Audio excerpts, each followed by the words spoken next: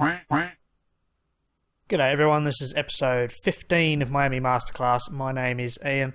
We are about to run through the month of August after a slight improvement in our season so far. In July we did go 14 and 11, which is our first winning month of the year. We've just passed the trading deadline. We're not going to be making any rash decisions, so this episode is going to be quite a quick one because I'm not going to be doing any real major changes to the team. I just want to see them get through the month. Let's see how they perform. And I will talk a little bit about some of the players that are going to be coming up into the September call-ups from AAA. We've got about 3 or 4 players that I really want to see in the active expanded roster. But we don't have a great deal to talk about in this episode, so it should be quite quick because it looks like we're zooming through it as we're starting to close the gap on the Mets. Something I will talk about when we have our next break from the simming is the strategy. I've changed the strategy again. Now, who's this? So we've lost Ben Revere for 3 days. I'm not going to bother making any changes there. Something that I will talk about, though, is our strategy. If you remember a couple of episodes ago, I actually bumped up hooking starting pitchers, just hanging on to them a little bit longer. The other thing I've now made massive changes to is stealing bases and just base running. Stealing bases, if you remember, was right all the way up to the very top at frequently, and I've bumped that right down. Base running's also come down a notch, or maybe even 2 notches now I think about it. Because if you look at our runs scored, I think we were 14th before, and we've just improved slightly. So we just can't seem to score runs. And I think that's down to the fact that we were too aggressive in the base running and the stealing bases, so we were getting caught too frequently. And especially now as we've lost D. Gordon as well in the trade with Joe Panic, we don't have that speedy guy anymore because we've really only got Ben Revere, who's going to quickly overtake D. Gordon at this rate. So I don't want to risk that by letting players who aren't quick at base running and aren't good stealers getting caught out, when they're on base, because we just can't afford to do that. But we seem to be finishing quite strongly for the year, which is a positive, especially after the disappointment of last year.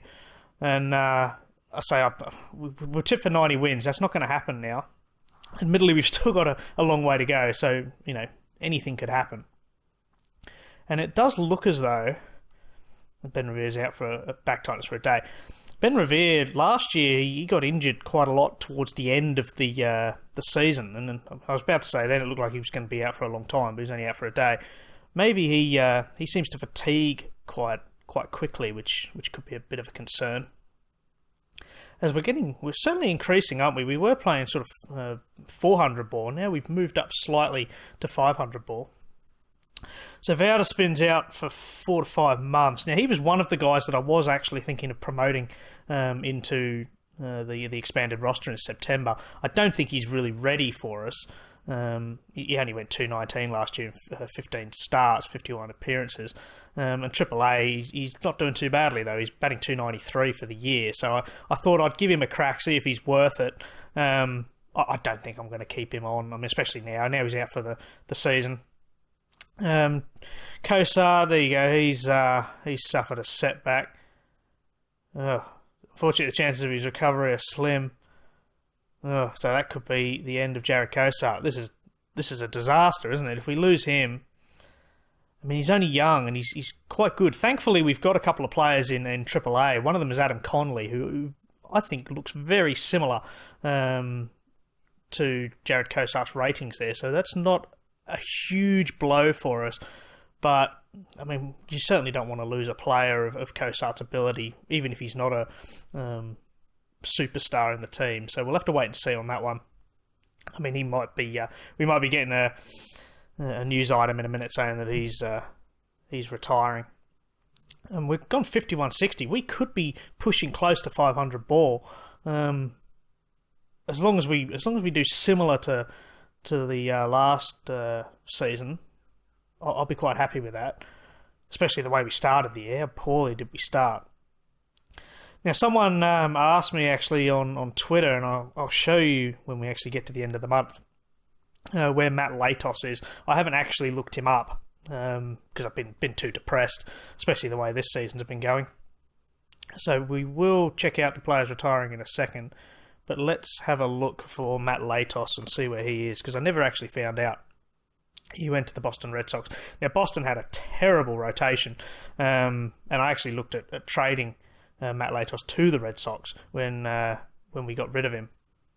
But he he obviously never stayed and became a free agent after going to Texas, and he signed a 7-year deal on big money for the Sox. And this year, he's made one start. Oh, there you go. Tommy John surgery, so he was basically out for the season. He obviously got injured fairly early on. He only pitched 2 1/3 innings, striking out 2 in the process. And that, whew, after having a look at Dietrich in the All-Star game, and even JT Realmuto for Baltimore was actually not doing too badly, I thought, good God, can I actually do anything right in this game? But it looks like getting rid of Latos was the best idea I've ever had, because his ratings have dropped right off, haven't they? And being out for the entire season, poor old Boston can't catch a break, and they've signed him on big money. He's on $25.2 million. That's money well spent, isn't it? But let's have a look at the players retiring. This is all new to me. Jarred Cosart, yeah, there you go. I kind of expected that to happen. So Cosart retired. He only played, what's that, 3 seasons. He played for Houston, then he came to us. Last year he did quite well, 3.64 ERA in his 27 starts. I expected a little bit more with his whip. He was very erratic. He did seem to give up a lot of walks and hits. But this year he started very well. 2.68 in his 6 starts, and he only had a whip of 1. And his ERA plus was not quite as good as his 2014 record, but was getting up there. So that's a real shame that we've lost Cosart, but he's been out for a while now, and I've already made plans, assuming that he's not in the lineup, because of Jake Thompson. He came up, and he's doing very well, although in saying that, he did get smacked all over the park against Colorado recently. So we're about to finish out the month. We've only got, 10 days? So this shouldn't take too long, as we are really climbing up to that 500 ball. And if we get a bit of a streak going, we could even climb ahead of Washington and Atlanta, which would be fantastic. Although probably not deserved. So come on. Let's see how we do. New York Mets, I mean, they look like they're going to win the division again, and they're not exactly blowing away anyone, are they? Although the Chicago Cubs, I mean, that's a very tight division there, the NL Central, that's always been tight. Pittsburgh did very poorly last year, and they're up there now. I mean, they're playing 500 ball in their second. As we have just tapered off slightly by the looks of it. But, we're around 450. We're hovering around that just under 500 ball, so I'd be quite interested to see how we go. Now, KJ Woods for the Grasshoppers, how did he go? He went Player of the Week. This guy's been in the organisation from the start. Last year, he's been in single A since the beginning of last year, and yeah, he's alright, isn't he? Contact's a bit low, although OSA ratings have him a lot higher than he actually is, but he strikes out like there's no tomorrow, so that's a bit disappointing. Where are we? Roster expansion time. Yep, this is the big one. So Adam Conley, this is a good way to start this off. Adam Conley looks like he got the hurler of the month, did he, for August? Yes, he did, in AAA. This is the guy that he's actually getting a promotion. Now, my head scout thinks he's ready to come up, and you know what? I agree with him. He is very ready. He's actually slightly better off than Cosart with his pitches. His basic pitching ratings for stuff movement control are about the same. But as you can see, last year he went 4.47 in AAA with an ERA in 17 starts. This year he's made 27 starts. His ERA is right down. It's just over 3, which is really good. His whip's 1.17, which I'm happy with as well. And his Ks to walks, look at that. It's 9.5 to 2.1. So this guy's getting a call up. He's coming straight into the active roster. And he's never actually played in the majors before. I can't remember if I called him up or not. But we'll have to wait and see. Hopefully he gets in and gets a few innings under his belt, because I'd like to see whether he's worth keeping in the big team. But if we go to the Zephyrs, I'm going the roundabout way of doing this. We've got a few players that are going to get a call up. Now, Aaron Crow. Now, this guy was the one that was injured for the entirety of last year, and he wanted 1.7 million or something crazy. I didn't even offer him a contract. But since he's come down to AAA, look, he's got a very low ERA in 53 starts. I don't really like his control too much. His control's right down, but he's worthy of calling up as well.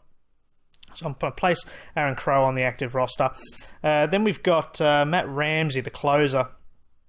He's another one that hasn't actually played in the majors, but he's the closer in the AAA. He's only got 1.94 ERA. And his ERA plus is right up there. So he's actually going to give him a promotion as well, because don't forget, I'm not going to renew Cishek's contract. So this guy could be our new closer if he does well enough. His control's a bit down, which I'm a bit concerned about, but his pitching repertoire is very, very good, and his stuff's not too bad either. So he's getting a call up. Carter Capps, he's also getting a call up. He's got a very good ERA. Last year he struggled slightly in the big team, but down here he's done very, very well. Now, our head scout doesn't seem to rate him very, very highly, but OSA ratings have got him almost through the roof. So he's worthy of a call up, purely because he's still quite young. He's only just turned 26, and if he can improve on his performances from last year, then he might be able to hang around. He could be our saviour. So he's coming into the active roster too.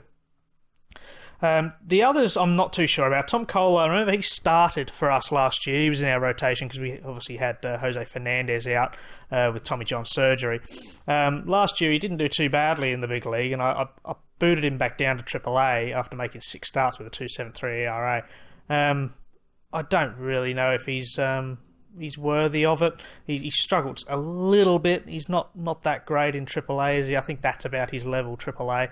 And stuff's in the average, isn't it? Control's not much better, so he's not going to come up. And we don't really have anyone else that's worthy. Grant Dayton, he's got a very low ERA. Is it worth giving him a call? He's a bit on the old side. Last year he did make 3 starts, or 3 appearances, I should say, for us, but that ERA, that's off the chain. That's off the chart, isn't it? That's ridiculous. I was going to say off the chain then, but that doesn't really make sense. Off the chart. But, you know what? I might give him a crack. He can't do any worse, can he? And whereas he's a lefty as well, so he could be worthy of a spot in the active roster for next season. In terms of the batting, there's no one that's really standing out. Christian Walker, I'm calling this guy up. He was the one that we got in the Baltimore trade, and we gave them JT Realmuto, who I will actually show you is carving it up for them. He's their number 1 catcher, and he's batting .317 for the year, 837 ops. His on base is very good as well. Which shows what I know, really, doesn't it? I mean, another great trade by yours truly, because he's now become a superstar, just like Dietrich.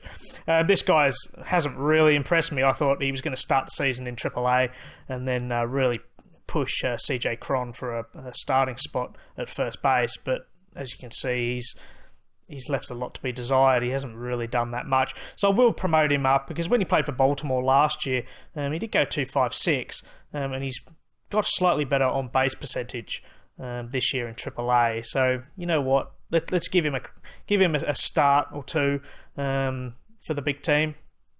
But other than that, we don't have anyone else that's really setting the world on fire. Everyone else is pretty average. Brent Keys, he's one that I'm thinking of giving a go. Again, he's in AAA. He's never actually played in the big team before, but he's got quite good contact hitting there. He doesn't strike out too often. OSA ratings have him slightly better off for avoiding Ks, but worse current potential. And he's batting .274. Last year he was .227 in AAA, but he only made a handful of starts. This year he's obviously been the starting centre fielder for the Zephyrs, and he's doing all right, so he's going to get a call up as well. Where are we? Active roster. But that's it. There's really no one else that's tempting me, to be honest. Everyone else is just a proper sort of career AAA player. If we have a quick look at the AA team, now there's one player, if I can find him, that I was quite interested in seeing. You know what? I can't find him now.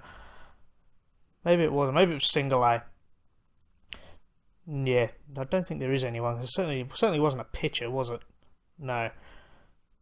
So I'm talking to myself now. There you go. That shows how professional I am at this. I will mention this guy actually, Isaiah Soto. Now, at the beginning of last year, he started off with real potential.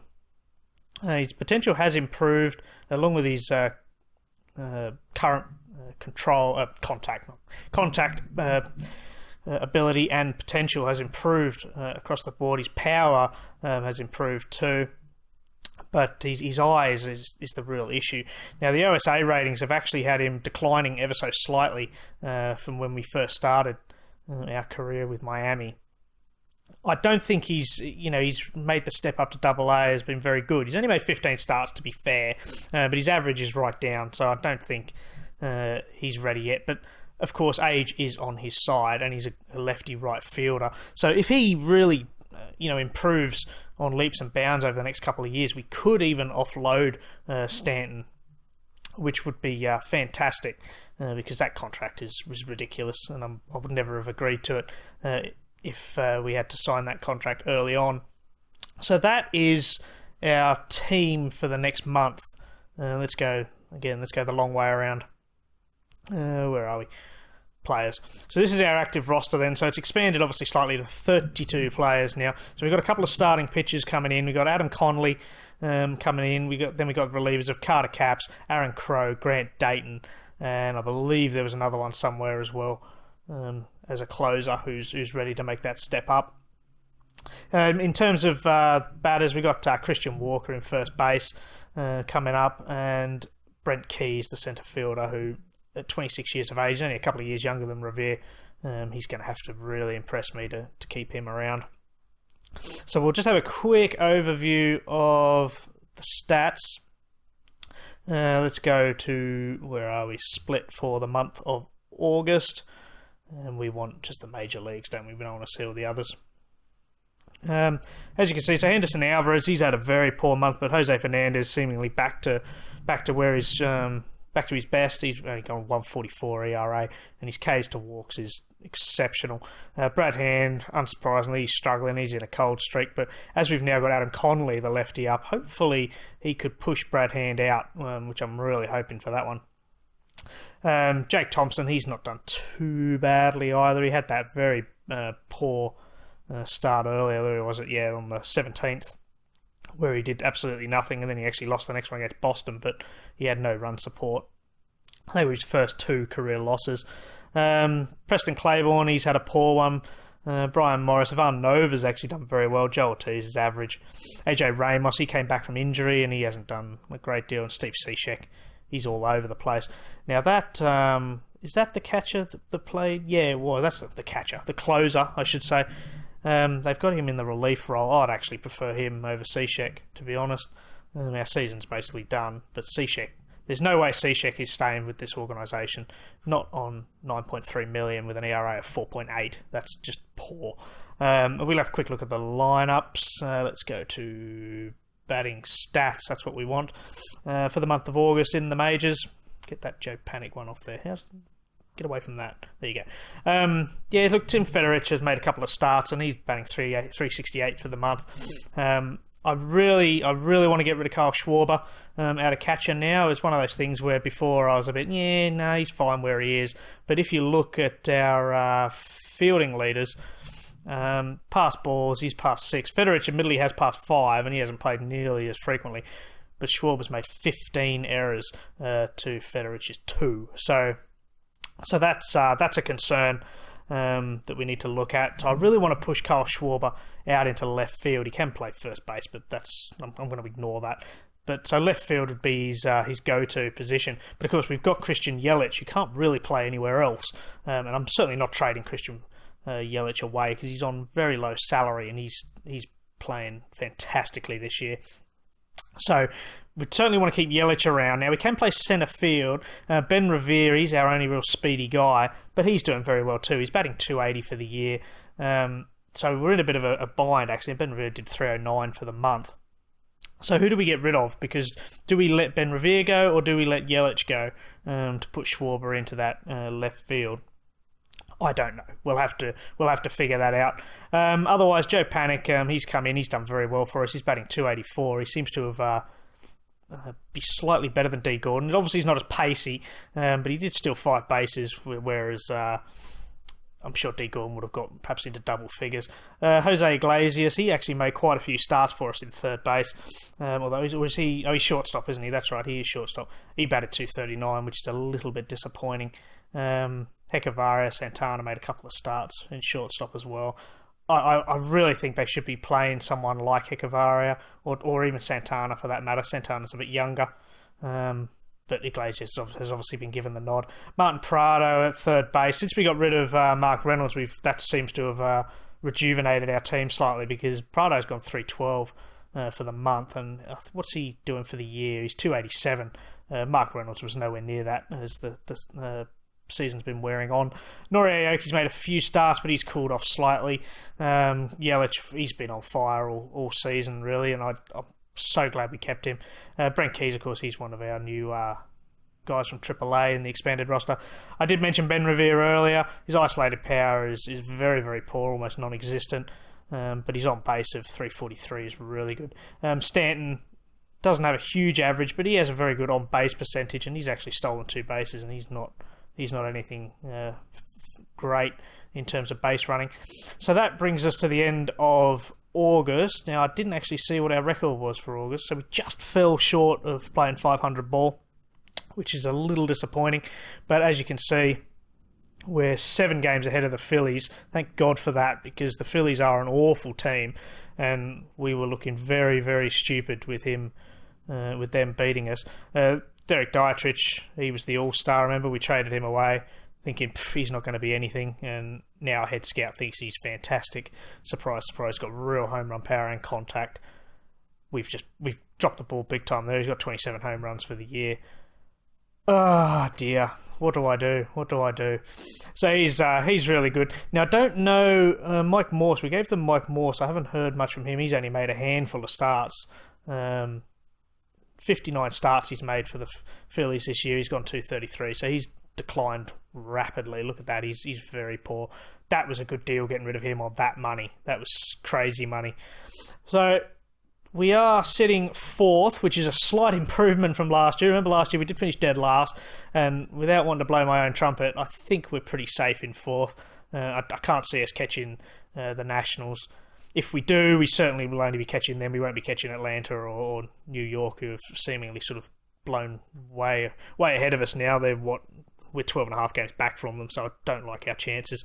We still have a very, very slim chance of getting the wild card. We're only 11.5 games from the Padres, but again, I don't like my chances with that one.